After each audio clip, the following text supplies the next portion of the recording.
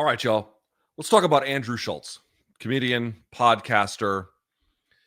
He has a couple of podcasts, I think. One he does with Charlemagne the God. I'm not focusing on that one today, but he's got another one, Flagrant 2, that he does with his co-host, another comedian by the name of Akash Singh. There's some other folks who are on this as well. And they're catching some heat. Their audience is beginning to turn on them a little bit.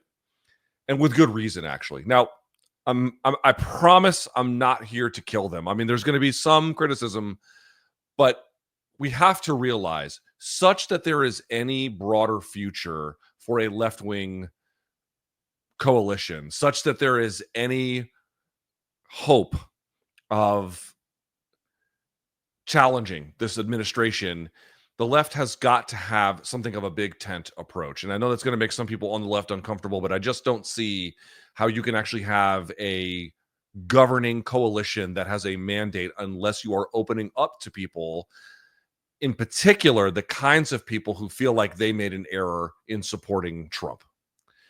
You just have to. Now, not every version of them, but most versions of them, or at a bare minimum, many versions of them. There are just going to be people who feel like they got hoodwinked, who feel like they got misled, didn't understand what they were voting for, thought they were going to get one thing, and they got another. Now, I'm going to not absolve them from all blame in the process, but you do have to recognize what the score is. If the left is going to be doing these puritanical legitimacy tests as a way in which to decide what part of the governing coalition is going to be allowed, we're going to have problems having a big enough group to make a big enough difference. Again, this is not a license to accept all parties in all cases, particularly the corporate side, but for people who may have voted for Trump and now have buyer's remorse, you just have to accept the fact that it's smarter to invite them into the tent of the left than it is to reject them. That being said, they drive me nuts with what they say as a motivating factor for why they are now abandoning Trump. Andrew Schulz is a blatant, obvious case of this. It genuinely is infuriating to hear this, because what you're going to hear is him saying, this is not what I voted for. This is not what I expected. This was the opposite of what I wanted, to which I'm going to say, no, the fuck it isn't. This is everything that they said they would do. Now, it actually, in certain ways, it is worse than Project 2025 itself laid out. And I know that Trump disavowed any knowledge or relationship to Project 2025, but everyone with half a brain who at a bare minimum was paying attention prior to the election noted that Trump just lies like he breathes. He's an inveterate liar. When he disavows something, it means absolutely nothing. More to the point, the people who were the architects of Project 2025 were either in the administration or tangentially related to the administration. And of course, some of the most important figures, including but not limited to Stephen Miller, were very, very explicit about what they intended to do, what the legislative priorities were. They telegraphed they were going after the education department. They telegraphed mass deportations. They telegraphed, cuts to USAID and any other number of agencies, although some of that even went beyond what we thought they were going to. But much of this, nearly all of this, was telegraphed in some kind of way. So to say after the fact, well, this is not what I voted for, yes, the fuck it is. That being said, there's a bigger point that I'd like to get to here. But first, let's hear from Andrew and his co-hosts. I got a couple of clips here I want to react to. And then I need to make a point that I think is really useful as it relates to independent media and why these podcasts are happening and why these interviews are happening and why, not just as a buyer's remorse in terms of being a voter, Andrew Schulz is having some regret, but I think in giving a platform to Trump and now having some regret, why that may be the case. Are you still talking about Jeffrey Epstein? We have Texas, we have this, we have all of the things. And are people still talking about this guy, this creep? So we're stupid. Yeah.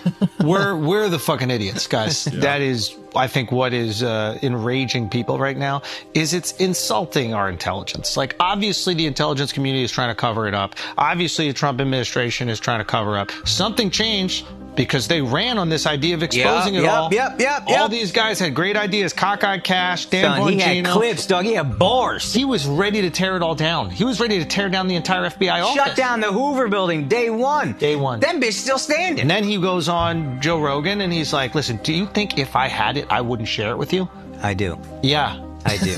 I do believe that, 100%. Okay, hold on. Yeah, I also believe that. I also believe that they're full of shit, but this was quite obvious to begin with. I mean, there's really only two conclusions you can come to with the Epstein situation. One is that they're engaged in a cover-up. That Jeffrey Epstein was some agent for Mossad, a blackmailing operation, and that his client list, or at a bare minimum, the ways in which it can incriminate heads of state, famous figures, left and right, you name it, and that this is all some gigantic cover-up, and then that Trump himself is obviously implicated in it. That's one reasonable interpretation. The other interpretation, of course, is that the right wing is mired in conspiracism. Conspiracism, the epistemology of conspiracism is like the driving factor behind right-wing politics. Guys, my mom used to listen to Rush Limbaugh in like the 80s and 90s. Everything about a hardcore right-wing view is based on conspiracies. And the reason why I say that is because they're trying to construct everything as an alternate to what is already existing. There's existing media, they wanted an alternate media. There are these traditional explanations for how things work. They have an alternate explanations. And obviously, at times, sometimes the folks who engage in conspiracism have a way of challenging power that every once in a while ends up not exonerating them, but being useful. That can be true, obviously, but it's part and parcel of everything they do. These are people who are, for example, all the Doge fuckheads who came through DC and were saying, wow, afterwards, we can't believe that there was actually very little waste, fraud, and abuse. There's some obviously going on, but not nearly as much as we imagined. There wasn't half of the low-hanging fruit. That's right, because none of you were actually interested in the ways, and nor did you know how government properly functions and the way in which it actually works, that there isn't actually that much Medicaid fraud, that there isn't actually that much, accessible low-hanging fruit to go after in terms of this stuff. So then when you get there and you get the keys to the kingdom, all of a sudden it becomes a very different situation. That is very, very true. But the way in which conspiracism drives the epistemology of how they understand the world, or at a bare minimum, how media actors might then manipulate it to better ends, this is just what the right does. This is why having healthy skepticism of people who are engaging in not so much questioning around Jeffrey Epstein, I don't mean that per se, but the array in which the worldview is constructed. Stephen Miller's view, for example, is just this entirely, it's not really dystopian, it's disconnected. They're not interested in the way in which the facts inform the situation and how you react to it. It is ideology driven all the way top down, irrespective of the facts. And in fact, they'll use conspiracism both wittingly and unwittingly as a way to not really further their ends, but to then explain factors around them. That 100%, especially when you're staring at me like this, telling me that. Once you protect pedophiles, you are the most cockeyed person in the entire world. So one of two things, in my mind, is it possible. One, it's like, listen, do you think if I had it, I wouldn't share it with you? I do. Yeah. I do. I do believe that, 100%, especially when you're staring at me like this, telling me that. Once you protect pedophiles, you are the most cockeyed person in the entire world. So one of two things, in my mind, is it possible. One, you're covering it up. Or two, nothing really happened, and you exploited the rape of thousands of children to get your man elected. So which one do you want here? Right. Exactly. Right. That's it. That's exactly it. But having a healthy skepticism of these people beforehand would have been a lot more useful than coming to this conclusion after the fact. The right are the people behind Pizzagate. They are the people behind any number of different bullshit-ass cockamamie stories about how they think the world functions, because at the core of the way in which they interface with the world are conspiracy theories. The Jews run the world and the banks and blah, blah, blah. Any number of different things you can imagine, down to there's a rape dungeon at a pizza place in the northwest quadrant of DC. It doesn't matter how stupid it is. It doesn't matter how insane it is.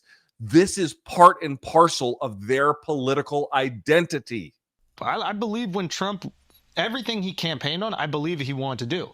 And now he's doing the exact opposite thing of every single fucking thing. Know what he's done. He's not. Yeah, exactly to your point. If you tell me It's easier for me to believe you wanted to do all these things if any of them were happening in the way that you said they were. To that point, like there'll be people that they'll DM me and be like, you see what your boy's doing? You voted for this. I'm like, I voted for none of this. Yeah, you voted for He's all doing of the exact opposite of everything I voted for. Yeah. I want him to stop the wars. He's funding them. I want him to shrink spending, reduce the budget. He's increasing it. It's like everything that he said he's going to do, except sending immigrants back. And now he's even flip-flopped on that, which I kind of like. But he's like, oh, well, we kind of need the people working in restaurants, and we need our farmers. I believe when Trump... Guys, he campaigned on all of that. Do you not recall at the National Republican Convention, the vast sea of people with the signs that said mass deportations, which I realize he gave an account of there. But everything else that they said they were going... Oh, he said he was going to stop the wars. Yeah, he's full of fucking shit. In his first term... Obama, who, by the way, has a terrible record of using drones to just indiscriminately bomb folks in far reaches of the earth, it went up over 300% by the time Trump took over with his drone campaign. There's nothing about what he does that is oriented around peace. And this claim, like, I'm going to get it solved day one. Why would you have any faith he had the capability of doing such a thing? What record did he show you in the first term in terms of a demonstrated understanding of how to achieve peaceful ends through negotiation would you have pointed to as evidence of this fact? He's a warmonger. Everything about what he had did in the first term, while limited relative to this one, was warmongering, or at a bare minimum, escalation of tension, escalation of force posture.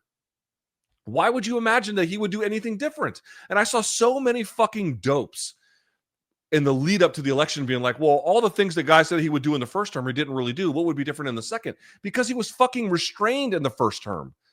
Even people like Rex Tillerson, who had many faults, was acting in some kind of way in restraint. The Joint Chiefs of Staff in some kind of way of restraint. He had people who were still part of the old school institutional Republican apparatus who had some sense about the world, who were limiting what he could do. These people were called the deep state, by the way. I mean, some of these figures are more public facing. That's essentially what you're talking about here, interference in that way. None of what he is doing is surprising to me, other than the scale of it never seems to cease in its horrors. He took $100 million from Miriam Adelson. Why? So he could help Palestinians have an ordinary, peaceful life on the land from which they live? Like, what the fuck did you think was going to happen with this fucking money? It's just the level of, like, were you listening to him when he said it? I don't mean the words coming out of his mouth. I mean the nature of who he was surrounding himself with, what they were saying they were going to do, what their proven record of what they were going to do in terms of materials, again, Project 2025, previous attempts at causing chaos. Remember the Muslim ban from the first term? That was what you had to pay attention to. The crew around him he was assembling, knowing full well also he'll just say anything. When we told you he's a liar who will just do whatever he wants and say whatever he wants to get whatever he wants, and that there's a proven record of that, that wasn't Trump derangement syndrome. The left has been exonerated about what they said the horrors of this administration could be before the election. I got plenty of problems with Kamala Harris, but many of the things she warned about was fucking true. This was not hard to figure out unless you just decided that he's a truthful man, which there's absolutely no reason to ever take that kind of position, and that the people around him, the absolute zealots that he is surrounded with, and the people who are architecting fucking fascism, and in the first term certainly made some halfway efforts at it, you just had to decide they would be sidelined, despite the fact that all of the obstacles to what Trump wanted to do in the first term, all of them were gone. They took over essentially the Republican, the RNC, the Republican National Committee, and they replaced it all with Trump loyalists. Like, it's their party now.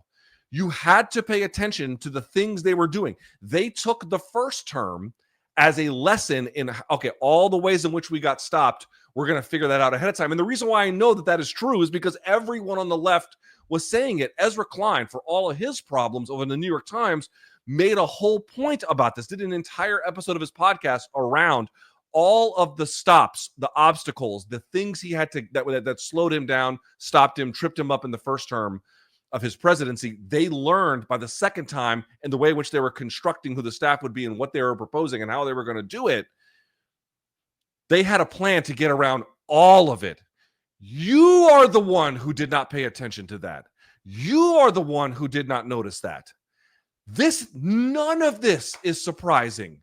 None of it. It's shocking and it's horror, but it's not surprising. But this brings me to my final point that I really would like to stress here, if I may. Namely, these comedians who do these podcasts, Rogan's one of them, Theo Von's one of them. Tim Dillon, I think, is a little bit different, although he played a role early, but I think Tim really recognizes things are a little bit different now, and in a smarter way than everyone else. And here you have Schulz and some other ones. Do you think, in the case of Rogan, it's much more, it's Zuckerberg, it's, any number of different, David Sachs, and you name it, all these billionaires who were trying to rip out parts of the liberal, not the left-leaning, but the traditional notion, the regulatory state that regulates assholes like them.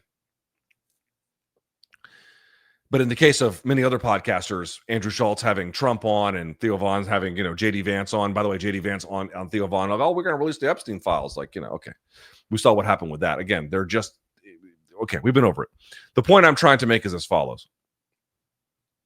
Do you think they picked you because you're a hard interview? Do you think that?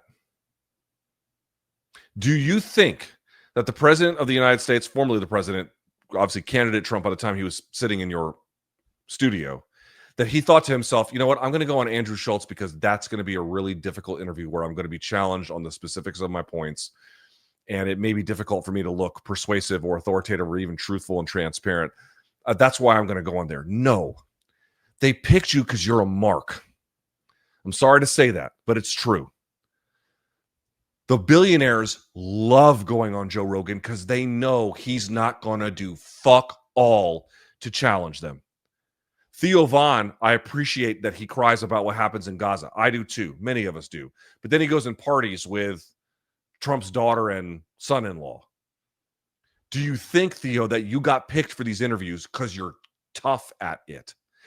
All of the claims that are made about why these podcasts are exploding, there is some truth to it. They'll cover stories that maybe the mainstream media does not. That is true. And they might not have the same, in any way whatsoever, ideological bias. And so that frees them up to go and take the conversation in different directions. That is true. But powerful people are circumventing traditional media and going on comedian podcasts because they know they'll run you the fuck over. And I hope that rather than looking at this situation, Andrew, and saying, oh, I got hoodwinked, you need to have a nice long look in the mirror and say, I got picked because they knew they would run me over, which is exactly what they did. They used you and your audience to launder how they look, to launder their agenda, to simply lie to the world. But you should have seen through it, like most folks on the left saw through it. Left-wing journalists saw through it. It wasn't very hard. There was plenty of reason and evidence to do it. They go around those traditional media outlets because, again, there might be other problems with it, but at some point you're going to come across a journalist who's out of fucks to give and is going to hold you to account, and it's going to be combative and difficult, and they don't want to do that.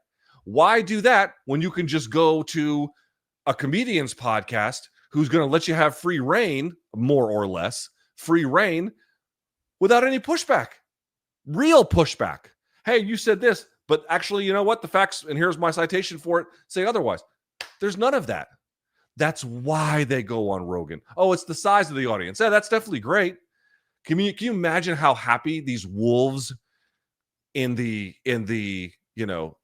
sheep den must feel? Wow, these guys have big audiences and they don't fucking question us. Why wouldn't they pick you?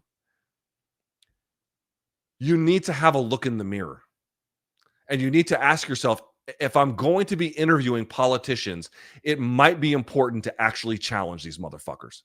And if you have Zoran Mamdani on, great. Challenge him. Make him work for it. Make any politician you're going to have work for it. But just getting them up there, letting them lead to you, excuse me, but just getting up there, letting them lie to you, lie to your audience, and then being just totally gullible about the whole thing. Understand that's why you got picked.